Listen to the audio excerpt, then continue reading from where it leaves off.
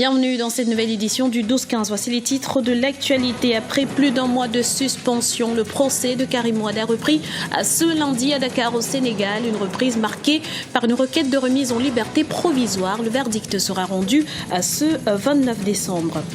Au Burkina Faso, le gouvernement de transition veut réexaminer les privatisations de l'ancien régime. En cas d'irrégularité, certaines sociétés pourraient revenir sous la gestion de l'État. Et puis, au Nigeria, les commerçants assistent à une faible affluence des clients en cette période de fin d'année. Une situation inconfortable qu'ils attribuent à la dévaluation du Naira. Mais tout d'abord, et en bref, Noël sanglant à l'Amissom, le quartier général de la force de l'Union africaine en Somalie a été la cible d'une attaque islamiste ce mercredi. Un assaut revendiqué par les islamistes Shebab. Le bilan fait état de plusieurs victimes, dont 3 militaires et 1 civil. Karim Wade va-t-il bénéficier d'une liberté provisoire? C'est du moins le souhait de ses avocats qui, lors de la reprise du procès le 22 décembre, ont fait une requête en ce sens, mettant en avant la présomption d'innocence ainsi que la durée de l'instruction. La Cour de répression de l'enrichissement illicite rendra son verdict ce 29 décembre. Idelette Mirabel-Bissou. Suspendu pendant 3 semaines, le procès de Karim Wade a repris le 22 décembre dernier. Un point dominant pendant cette séance, la requête relative à la liberté provisoire du fils de l'ancien président Abdoulaye Wade.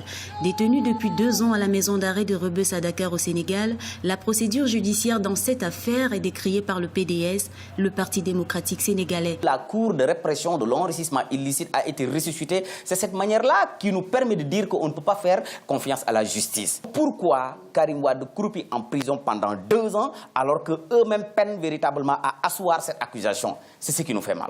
Pour la défense de Karim Wade, la mise en liberté provisoire ne présente aucun obstacle à la manifestation de la vérité. Mais de nouvelles interrogations dans le procès Karim Wade en cours depuis 4 mois et demi sont nées après le limogeage le 11 novembre 2014 de l'ancien procureur spécial de la CREI, Alioune Ndao.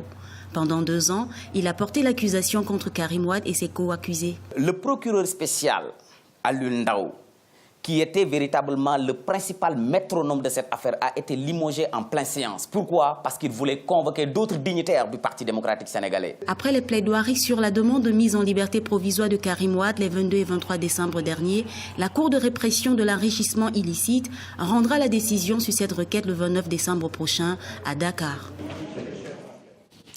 Au Burkina Faso, les autorités ont ouvert une enquête visant les privatisations de sociétés publiques réalisées sous le régime Compaoré, parmi lesquelles Socogib. Il s'agit de vérifier si les procédures ont été faites dans le respect de la loi, une mesure qui devrait améliorer par là même le climat des affaires dans le pays. Marina Vanier. Annoncée en début de mois, la politique de nationalisation tend à se confirmer.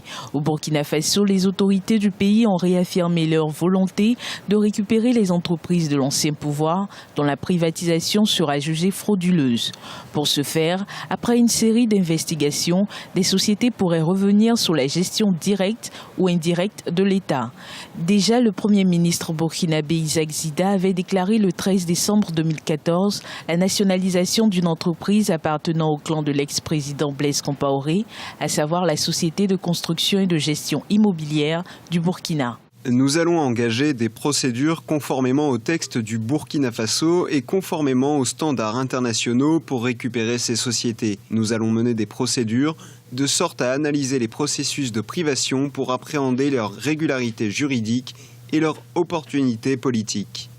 Selon certains observateurs, si cette politique vise à rétablir les injustices dans le pays, mal préparée, elle pourrait prendre l'allure d'une sorte de chasse aux sorcières. La décision qui a été prise par le gouvernement burkinabé n'est pas a priori une décision mauvaise.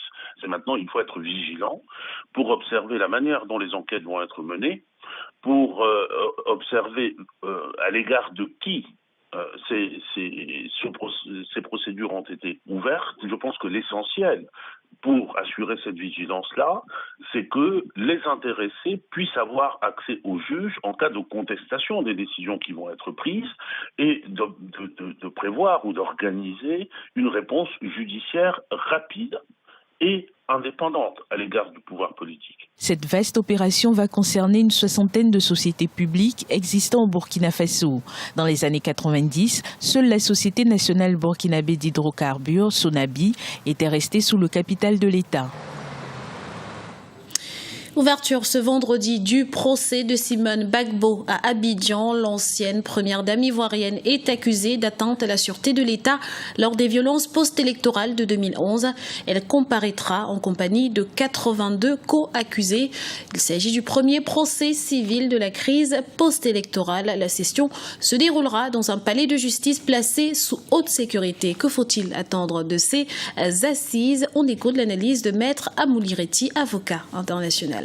J'imagine que cela se passera comme tous les procès politiques, c'est-à-dire avec tout le poids éventuellement des instructions politiques qui auront été données au parquet, avec une orientation assez politicienne de la procédure. Mais maintenant, par la suite, les partis en discuteront et puis on verra par la suite le résultat. Déjà, le jury qui était proposé antérieurement avait été contesté parce que c'est un jury qui était majoritairement composé des gens qui étaient du camp ou de la famille de Ouattara et que donc on a estimé que le jugement à venir pourrait être suspecté si jamais ce jury venait à prendre une décision, et c'est la raison pour laquelle aujourd'hui ils reviennent à une autre audience de composition du jury. Maintenant cela forcément aura des répercussions politiques importantes en Côte d'Ivoire, soit dans le sens de la réconciliation ou dans le sens éventuellement de la rupture entre les deux communautés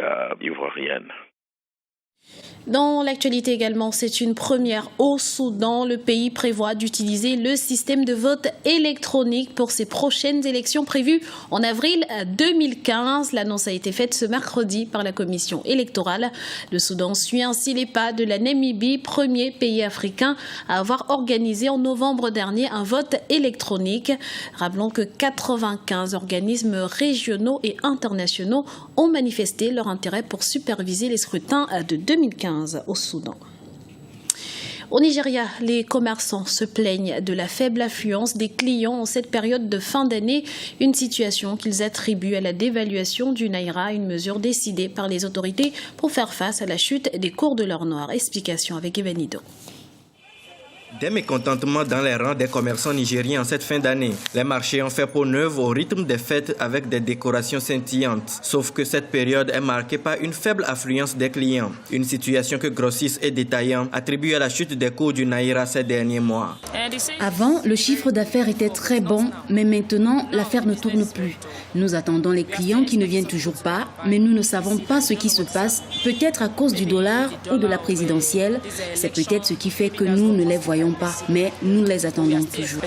En novembre dernier, la dévaluation du Naira suite à la chute des cours du pétrole a été estimée à 8%. Une chute qui limite logiquement le budget des consommateurs. Tout en gardant espoir que la situation économique s'améliorera, des résidents de la ville commerciale de Lagos profitent de la décoration de la ville la nuit.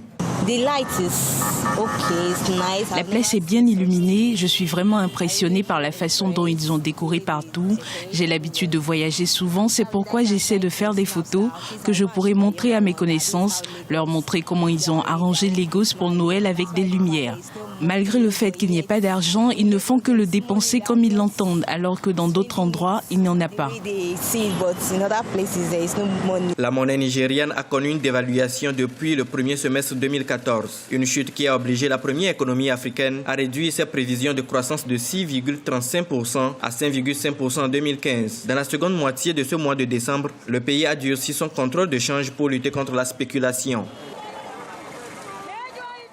C'était le journal de la rédaction. Nous vous remercions pour votre fidélité. Dans un instant, une nouvelle édition du 12-15 sur Africa 24.